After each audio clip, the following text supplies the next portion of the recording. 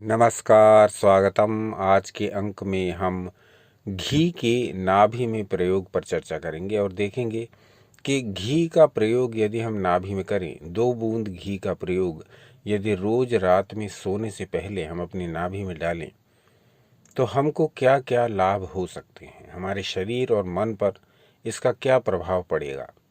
ये सारी बातें आज हम डिस्कस करेंगे। वीडियो संक्षिप्त ही रखेंगे, हालांकि शास्त्र प्रमाणों के साथ आपके समक्ष सारी जानकारी रखेंगे और आप कहेंगे तो इस विषय में विस्तृत वीडियोस भी बनाएंगे। तो घी की आयुर्वेद बहुत प्रशंसा करता है और जहां इसको नाभि में लगाने की बात आती है तो वहां भी घी की सर्वोत्तमता सिद्ध होती है। नाभि में बहुत सारे तेलों का प्रयोग किया जाता है और अलग अलग तेल हमारे शरीर और मन पर अलग अलग प्रकार से प्रभाव डालते हैं। उनकी चर्चा तो हम अलग अलग अंकों में करते ही रहते हैं। नाभि के विषय में हमने विस्तृत वीडियोस बना दिए हैं और नाभि में किस किस प्रकार के तेल का क्या क्या लाभ होता है, ये एक अलग इसकी पूरी प्लेलिस्ट बना दी है। आप चाहें तो वहां जाकर के देख सकते हैं। आज के अंक में हम 2 बूंद घी का प्रयोग यदि नाभि में रात में सोते समय करें तो उसका क्या लाभ होगा, इस विषय में सविस्तार वर्णन करने का प्रयास करेंगे। हालांकि इस वीडियो को संक्षिप्त ही रखेंगे। तो सीधे आपकी स्क्रीन पर एक श्लोक प्रदर्शित हो रहा है, उसको ध्यान से देखिए। इसको हमने लिया है चरक संहिता के सूत्र स्थान से। तो यहां पर क्या कहा गया देखिए।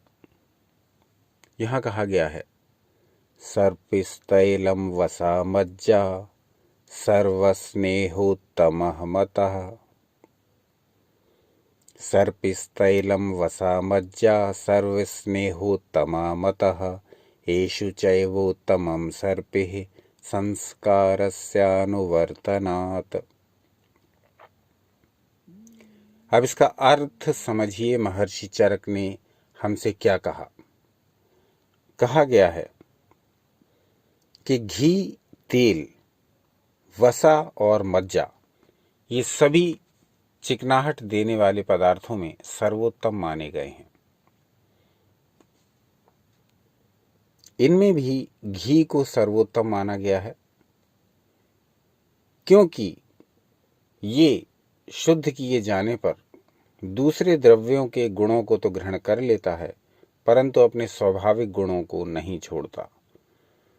तो जब भी हम अपने शरीर पर घी का प्रयोग करें तो हम इसको एक सर्वश्रेष्ठ द्रव्य के रूप में समझें। आज भी हमने नाभि में घी के प्रयोग करते समय इस घी की चर्चा इसलिए की ताकि आप घी के महत्व से पूर्णतः परिचित हो सकें। घी में भी गाय का घी यदि प्रयोग करेंगे नाभि में तो और ज़्यादा उत्तम है। गाय के घी के विषय में हम पहले ही वीडियो बना चुके हैं, इसी चैनल पर है, लिंक दे रहे हैं इसी वीडियो की डिस्क्रिप्शन में। चाहें तो आप वहाँ देख सकते हैं। गाय के घी के गुणों के बारे में वहाँ चर्चा की गई है। तो यदि गाय का घी नाभि में प्रयोग करें तो और उत्तम रहेगा। तो यहाँ हमने महर्षि चरक के द्वारा जाना कि घी किस प्रकार से सर्वश्रेष्ठ है नाभि में लगाने के लिए। अब हम आगे के वर्णन पर आते हैं और ये देखेंगे, पूरी तरह हम इस प्रयोग को समझ लेंगे, उसके पश्चात करेंगे। ये नहीं कि वीडियो कोई सा भी देख लिया उठा करके और नाभि में ये डालने से ये होता है, वो डालने से वो होता है। क्यों होता है, इस वीडियो में आप ये समझेंगे। तो हम घी के प्रयोग की चर्चा कर रहे हैं नाभि में। तो घी जब नाभि में प्रयोग किया जाता है तो हमें क्या क्या लाभ मिलेंगे, इसका जो शास्त्रोक्त वर्णन है वो आपके समक्ष प्रस्तुत कर रहे हैं। महर्षि चरक के ही वाक्य हैं, आपकी स्क्रीन पर प्रदर्शित हो रहे हैं, इन्हें ध्यान से देखिए। यहाँ महर्षि चरक घी के वर्णन के बारे में बताते हैं। घृतं पित्ता नीलहरं रस शुक्रौजसांहितं निर्वापणं मृदुकरं स्वर्णवर्ण प्रसादनम। तो महर्षि चरक ने क्या कहा घी के विषय में। कहा गया कि यह बुद्धि, स्मृति, मेधावर्धक, पित्त वात का नाशक, रस वीर्य ओजवर्धक, स्वर्ण वर्ण प्रसादन, दाह शामक, मार्दव कारक होता है। अब इसको ठीक से समझने के लिए हम इसको थोड़ा सरलता से डिफाइन करें तो पाएंगे कि जब हम घी का प्रयोग करते हैं नाभि में, तब यहाँ ये हमारी बुद्धि को बढ़ाने वाला, हमारी स्मृति के लिए उत्तम, यानी हमारी मेमोरी डेवलपमेंट के लिए बहुत अच्छा है, हमारी एकाग्रता, हमारे फोकस, हमारे कंसंट्रेशन के लिए बहुत अच्छा है, बुद्धि के लिए अत्यंत हितकारी बताया गया है गाय का घी। कहा गया मेधावर्धक, यह हमें इंटेलिजेंट बनाने में सहायता करता है, हमारी मेधा शक्ति को बढ़ाता है, ज्ञान को प्राप्त करके उसे धारण करना, इस शक्ति को ये घी बढ़ाता है। इसका प्रयोग यदि आप इसको नाभि में करेंगे, पित्त और वात का नाशक बताया गया है, यानी ये हमारे एक्सेस पित्त को, एक्सेस वात को नष्ट करता है। फिर आगे इसके ऐसे रासायनिक गुण बताए गए हैं, रासायन गुण जो एंटी एजिंग से सीधा संबंध रखते हैं। तो घी का बहुत बड़ा लाभ है नाभि में लगाने का। ये वही प्राप्त कर पाएगा जो इसका नियमित प्रयोग करेगा और बड़ा सोच समझ करके बुद्धि विचार पूर्वक करेगा। ये जो श्लोक आपके समक्ष प्रदर्शित है, इसमें पहली लाइन के अंतिम 2 शब्द देखिए। वहां कहा गया रस शुक्रौजसाम हितम, रस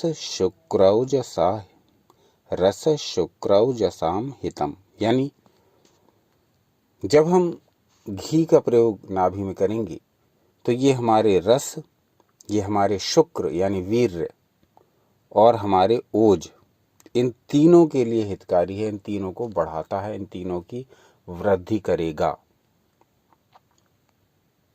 रस शुक्र औजसाम हितम, ये हमारे रस रक्त आदि सप्त धातुओं की वृद्धि करता है, ये हमारे शुक्र यानी वीर्य की वृद्धि करता है, ये हमारे ओज तेज की वृद्धि करके हमारे ऑरा को अधिक शक्तिशाली, अधिक प्रभावशाली बनाता है।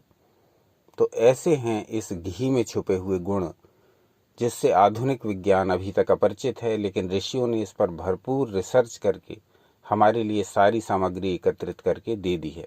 अब ये अलग बात है कि हम इसका कितना लाभ उठा पाते हैं और कितना नहीं।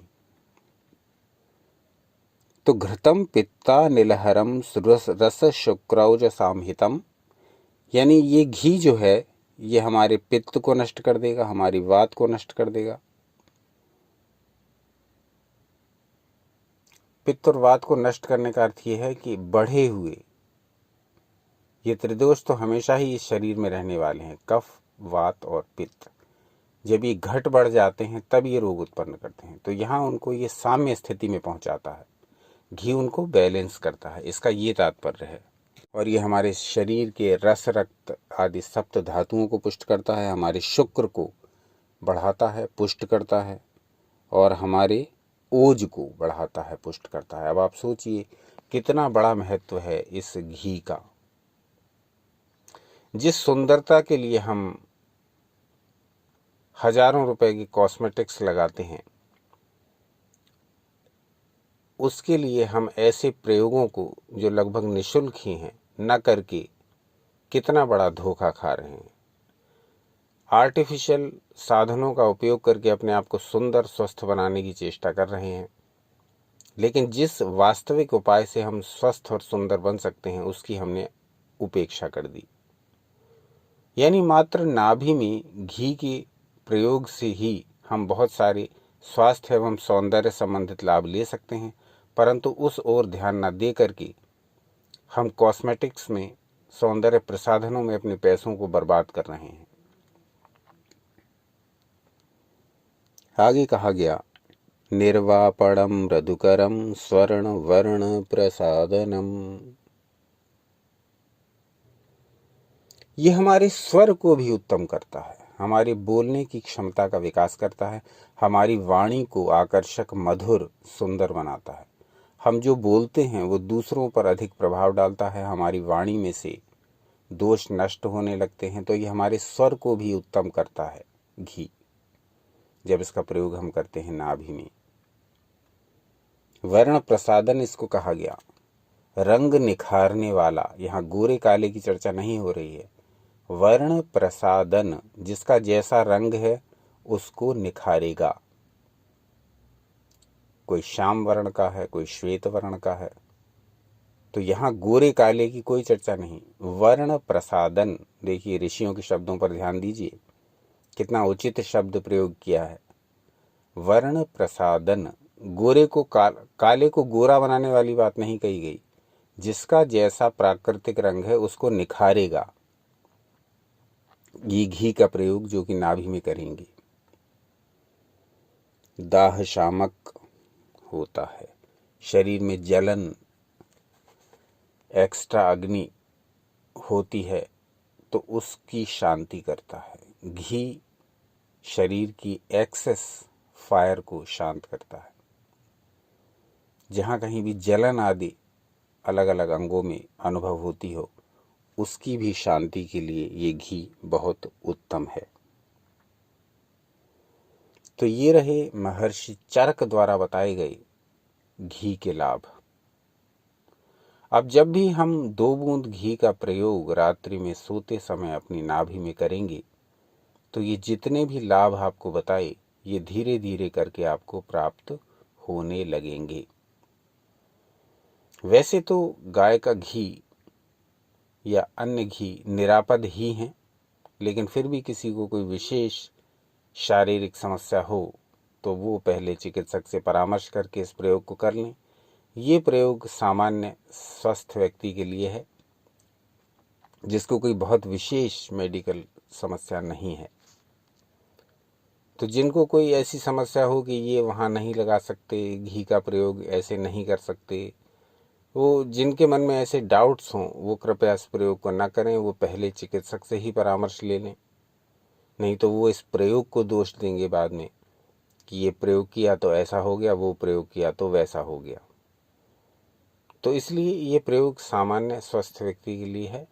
जो व्यक्ति विशेष प्रकार की समस्याओं से ग्रस्त हों या जिनको घी का प्रयोग बिल्कुल ही मना हो, वो तो चिकित्सक से ही परामर्श ले लें तो अधिक अच्छा रहेगा। तो ये रहे महर्षि चरक के वचन जो हमने आपके समक्ष रखे। यहाँ उन्होंने चरक संहिता नामक ग्रंथ में घी के बारे में विस्तार से बता दिया है कि जो जो व्यक्ति घी का प्रयोग करेगा उसको ये लाभ होंगे। लाभ क्या थे? बुद्धि, स्मृति, मेधा बढ़ेगी। पित्त और वात का जो एक्सेस है उसका नाश होगा। हमारे 7 धातुओं की वृद्धि होगी। हमारे वीर्य की, हमारे ओज, हमारे तेज की वृद्धि होगी। फलतः हमारा जो व्यक्तित्व है वो निखरेगा। इसके अलावा इन्होंने कहा कि ये हमारे स्वर को निखारेगा, हमारी रंग को निखारेगा। शरीर में जहाँ भी जलन एक्स्ट्रा है, दाह नाशक बताया गया, उसको नष्ट करेगा। तो ये सारे जो लाभ घी के बताए वो महर्षि चरक ने बताए हैं। अब तो आयुर्वेद में ऐसे बहुत सारे ग्रंथ हैं जिनमें अलग अलग स्थानों पर चर्चा की गई है, घी की प्रशंसा की गई है।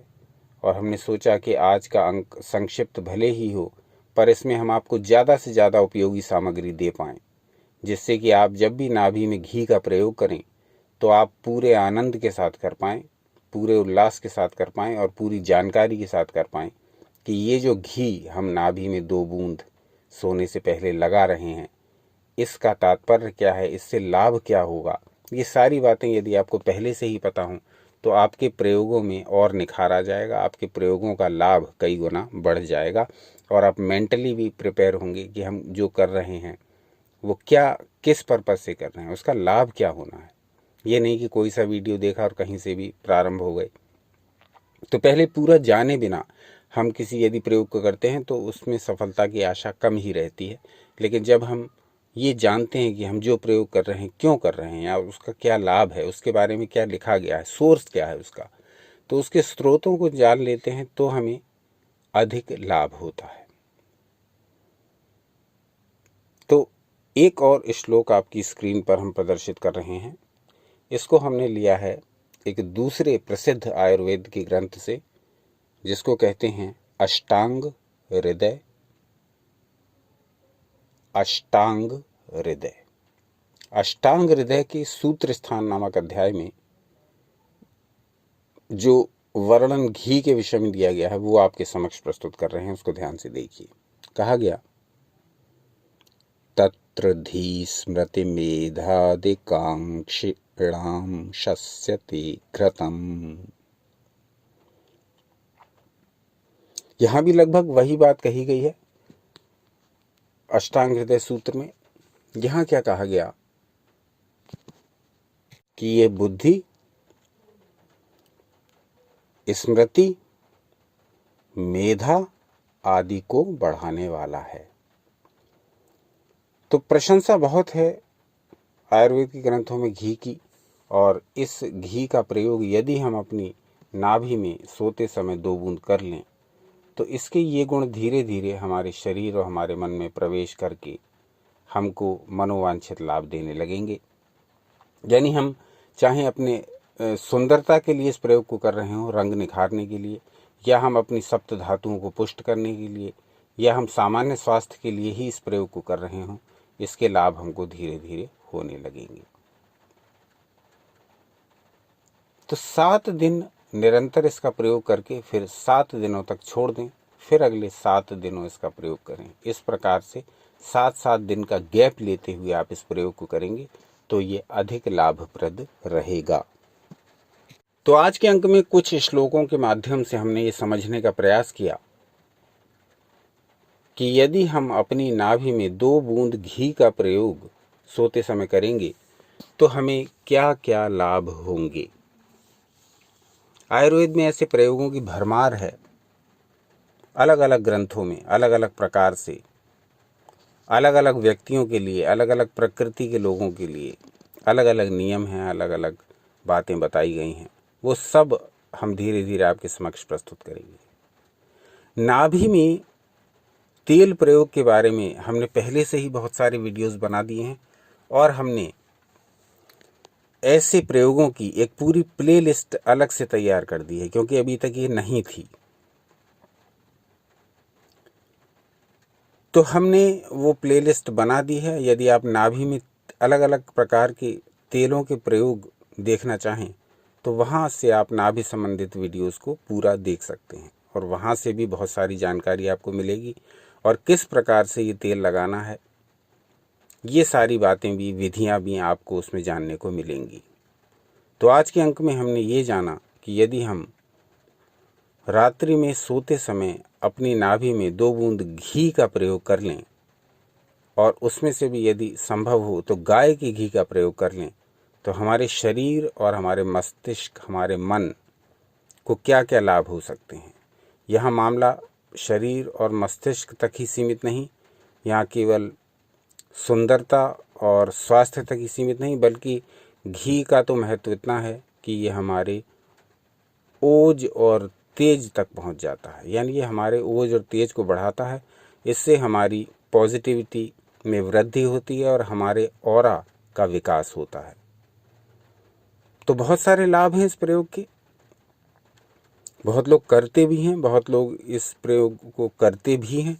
कौन कौन लोग ऐसे प्रयोग करते हैं और घी का प्रयोग कौन कौन लोग कर रहे हैं, वो कृपया कमेंट्स करके बताएं, जिससे कि नए जो प्रयोग करता है उनको लाभ हो, उनको प्रेरणा मिले, उनको हर्षोल्लास आए कि हम भी इस प्रयोग को करें। किस किस प्रकार से आप इसका प्रयोग करते हैं वो कमेंट्स द्वारा बताएं। तो आज का अंक हम यहीं तक सीमित रखेंगे। संक्षिप्त करते करते भी बहुत विस्तृत हो गया है ये वीडियो। इस वीडियो के बारे में आपका अपना क्या विचार है? क्या आप इस प्रकार के प्रयोग करते हैं या करना चाहते हैं? तो सब कुछ बताइए। हम इस विषय में आगामी अंकों में आपके समक्ष क्या सामग्री लाएं, ये खुल करके स्पष्ट बताइए। इस प्रकार की शास्त्रोक्त सामग्री तो हम इस चैनल पर आपको निरंतर उपलब्ध कराते ही रहते हैं। आगे भी ये प्रयास निरंतर जारी रहेगा। आज का अंक यहीं तक। अपना अमूल्य समय हमें देने के लिए हार्दिक धन्यवाद। एक दिन पश्चात पुनः उपस्थित हो जाएंगे ईश्वर इच्छा से कोई नया विषय लेकर के। सनातन शास्त्रों से जुड़े रहें, सदा आनंदित, उत्साहित एवं शक्तिशाली रहें।